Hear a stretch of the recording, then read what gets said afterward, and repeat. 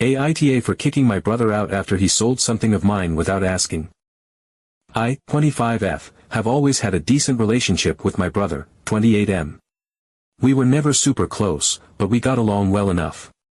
He has always been the kind of person who kind of just floats through life without much planning, and while it annoyed me sometimes, I never let it bother me too much because, well, it wasn't my problem.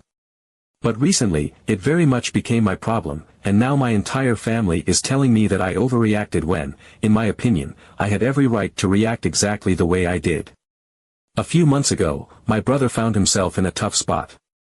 He had been bouncing from job to job, never really sticking with anything for too long, and eventually, he ended up unemployed with no place to stay. He had been crashing on a friend's couch for a bit, but apparently, that situation wasn't working out anymore, and he needed somewhere to go. Enter me.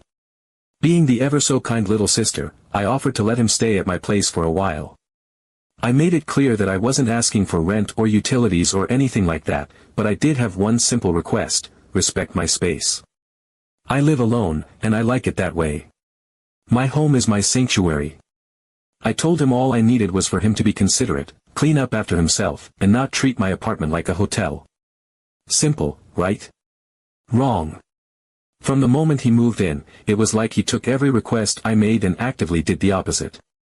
Dishes left all over the place, even though I reminded him multiple times that I don't have a magic cleaning fairy. Coming home late. Oh, absolutely, and usually drunk, making all kinds of noise, slamming doors, stumbling into things, waking me up at ungodly hours like I didn't have work in the morning. Bringing people over. Constantly. Random people. People I had never met before, never got a heads up about, just waltzing into my apartment like they lived there too. And when I confronted him about it, he always had an excuse. Oh, he forgot to clean up. Oh, he didn't think I'd hear him come in. Oh, it was just a couple of friends, no big deal. It was exhausting. Every time I tried to lay down boundaries, he ignored them. Every time I asked for basic respect, he acted like I was being uptight. And I put up with it way longer than I should have because, despite everything, he was my brother, and I didn't want to be the person who kicked him out when he had nowhere else to go. Then, last week, I noticed something. My AirPods Max were gone. Now, I am not someone who misplaces things, especially not something that expensive. I always keep them in the same spot, on my desk, right next to my laptop. But when I went to grab them, they weren't there. I looked everywhere. I checked my bag, my nightstand, the kitchen, even under the couch. Nothing. And I knew, deep down, that I hadn't lost them. So I asked my brother. Casually at first. Hey, have you seen my headphones? They were on my desk. And he barely even looked up from his phone when he responded, oh yeah, I sold them. I needed some quick cash. I was gonna tell you. I cannot explain the level of rage I felt in that moment. It was like my brain short-circuited. My brother, my own flesh and blood, had stolen from me. Not only stolen but sold something that was mine, something I had worked hard to buy, something I used every single day, and he had the audacity to act like it was no big deal. No remorse, no apology, just a casual, I was gonna tell you. I saw red. I told him, in no uncertain terms, that he had 24 hours to pack his things and get out. He tried to argue, of course. Said I was overreacting, that it was just a pair of headphones, that he needed the money, that he didn't think I'd mind because I could just buy another pair. As if that was supposed to make it better. As if the issue was the headphones and not the absolute betrayal of trust. I didn't care. I told him I didn't want to hear another word. I had let him walk all over me for weeks, and I was done. He had a day to figure something else out, and I wasn't going to budge. He left. He packed up his stuff, shot me a few dirty looks, muttered some things under his breath, but he left. And honestly, I thought that would be the end of it. I was wrong. Because now my parents are involved. And apparently, in their eyes, I am the villain in this situation.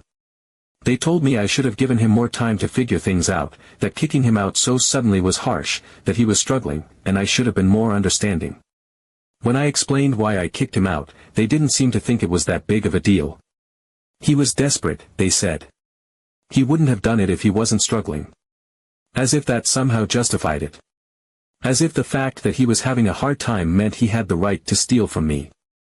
I asked them if they would have been okay with someone taking their things and selling them without permission, and they brushed it off. It's different, he's your brother. Yeah. And? I haven't spoken to him since he left, and honestly, I don't feel bad about it. What I do feel bad about is the fact that my family is acting like I'm the problem, like I'm the one who should be apologizing when he was the one who stole from me. I feel like I was more than fair. I gave him a place to stay. I gave him chance after chance. And he repaid me by stealing from me. So, am I the asshole? Because right now, my entire family seems to think I am. Update 1. Wow, so I did not expect my post to blow up like that. First of all, thank you to everyone who commented, shared their thoughts, and reached out with support. I honestly thought I was losing my mind there for a second. It's one of those situations where you start doubting yourself because the people around you make you feel like you're the one in the wrong, even when everything in you is screaming that you're not. Reading all the responses made me feel so much more validated. It was like a massive weight lifted off my shoulders knowing that I wasn't the only one who saw this for what it was. And honestly, it's wild how many people have dealt with similar situations. I got messages from people telling me they had gone through the exact same thing with a sibling, a cousin, even a parent. I guess I shouldn't be surprised that this is more common than I thought, but at the same time, it's kind of sad that so many people can relate to being taken advantage of by their own family. And since a lot of you asked for an update, well, buckle up, because things have escalated in ways I did not see coming. So after I kicked my brother out, he ended up crashing with a friend. I wasn't sure who exactly, and honestly, I didn't care. The way I saw it, it was no longer my problem. He had burned his bridge with me, and I wasn't going to be the one to fix it. But my parents? Oh, they were still very much on my case. Calling, texting, leaving voicemails, some of them guilt-trippy, some of them outright annoyed with me. Every single conversation boiled down to the same thing: I should have given him more time. I should have been more patient. I should have been the bigger person. Because, according to them, that's what family does. Family helps family, no matter what. It was exhausting. I kept repeating the same thing over and over: he stole from me. He went into my space, took something that belonged to me, sold it, and acted like it wasn't a big deal. And they kept countering with, well, he was in a tough spot. As if that somehow justified it. As if that made it okay for him to treat my home like his personal playground and my belongings like an all-access ATM. It was like talking to a wall. Nothing I said got through to them because, in their minds, he was the struggling older brother who just needed a little more support. And me? I was the cold-hearted little sister who had thrown him out when he needed me most. But then, plot twist, he did it again. Apparently, while staying at his friend's place, he pulled the exact same stunt. From what I've gathered, he had been staying with a guy he knew from high school, someone who was doing him a favor just like I had.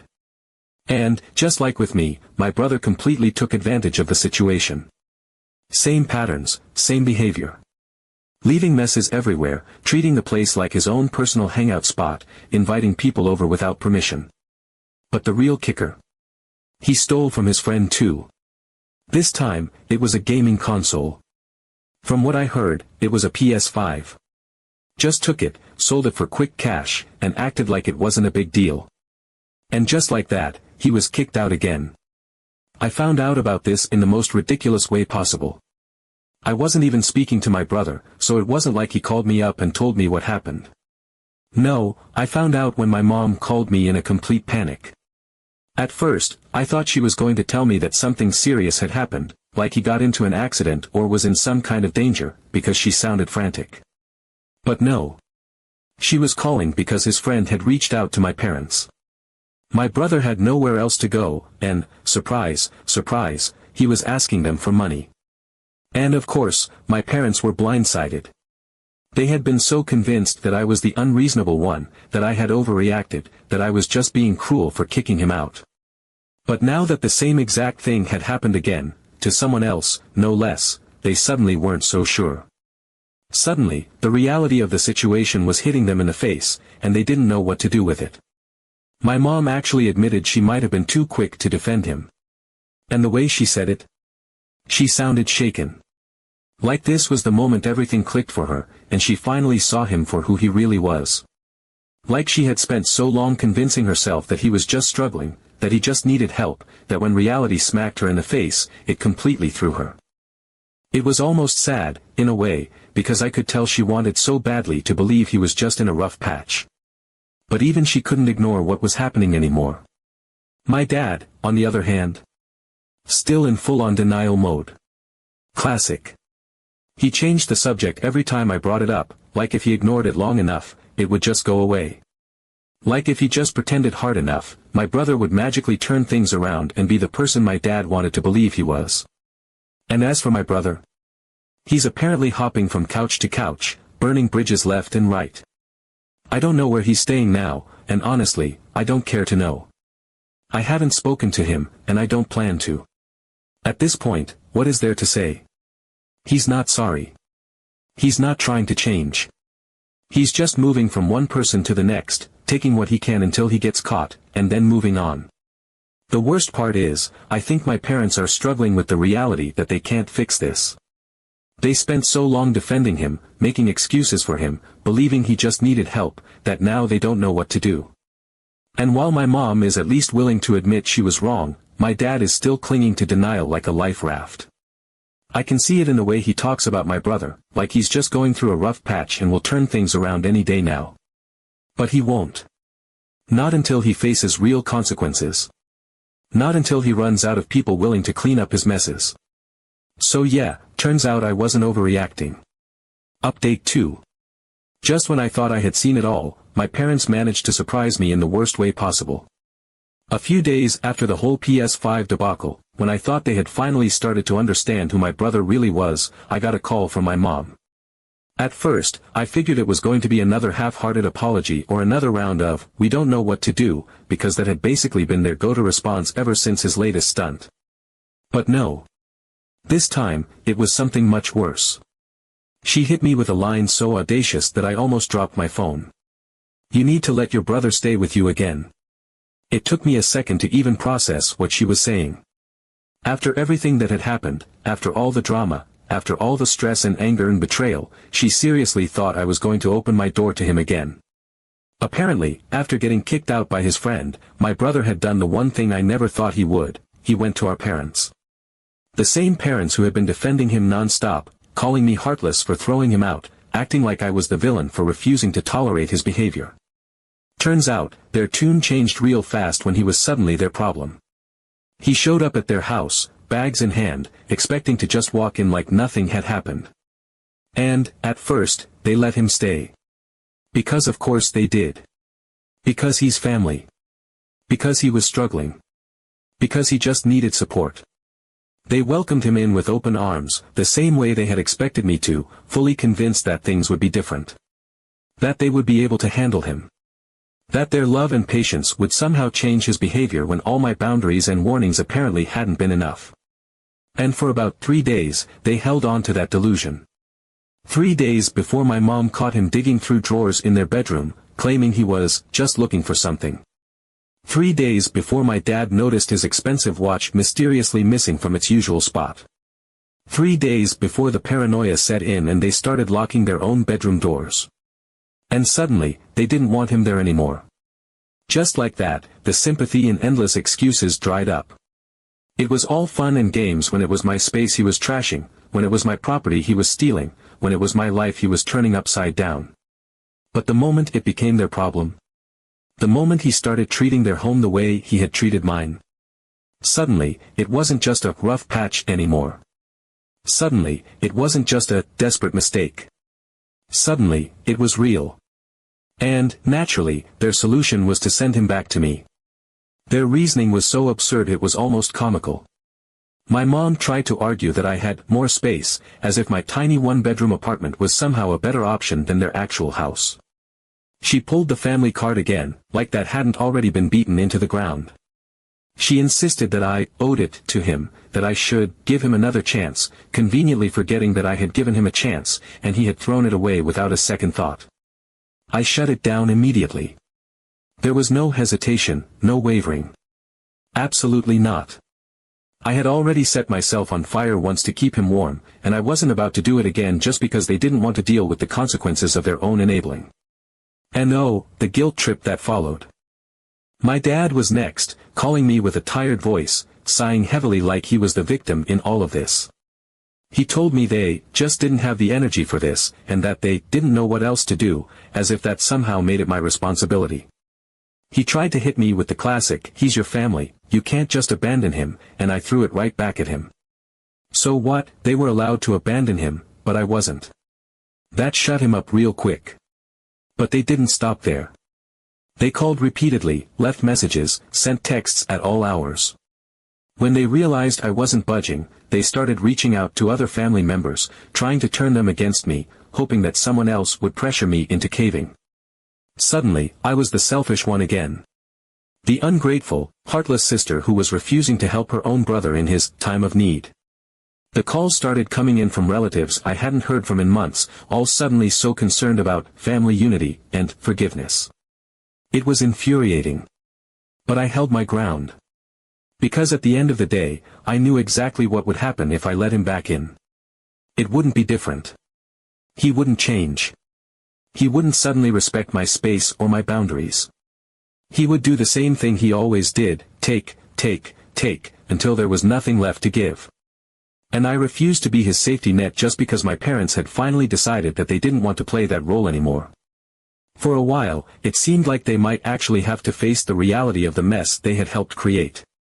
That they would have no choice but to deal with him on their own, to finally acknowledge that this was who he was, that this was the result of all the excuses, all the enabling, all the times they had looked the other way. Until, of course, my brother pulled one final move that even I didn't see coming. Update 3. After days of back and forth, after every manipulative trick in the book, my parents finally got desperate enough to do something truly ridiculous. Something I never would have thought they'd actually go through with. They drove my brother to my apartment. As in, physically brought him to my doorstep, bags packed in the trunk, expecting me to just let him in like this was some kind of forced reconciliation sitcom episode. As if I had just been waiting for the right moment to give in and welcome him back into my home with open arms. I had barely opened the door before my mom started in on me, launching into a pre-rehearsed speech about how they couldn't do this anymore, how he was my responsibility too, how I needed to stop being so harsh. Her voice cracked just enough to make it sound like she was the victim here, like this whole situation had been an unbearable burden on her, like she hadn't spent weeks telling me I was the one who needed to be more patient, more understanding. My dad stood beside her, silent but stern, trying to guilt me into submission the way he always did when words didn't work. And my brother? He just stood there. Arms crossed. Not looking remotely sorry. Not saying a word. Just waiting. That was what got me the most. He wasn't pleading his case. He wasn't apologizing or promising that things would be different. He wasn't even pretending. He was just waiting. Because he expected this to work. Because he had spent his entire life watching people cave to his behavior, and this time was no different. Except it was. I wasn't falling for it. I wasn't going to be another stop on his endless cycle of screwing people over and expecting them to clean up the mess. I wasn't going to be the one to let my parents off the hook just because they finally realized they didn't want to deal with the consequences of their own enabling.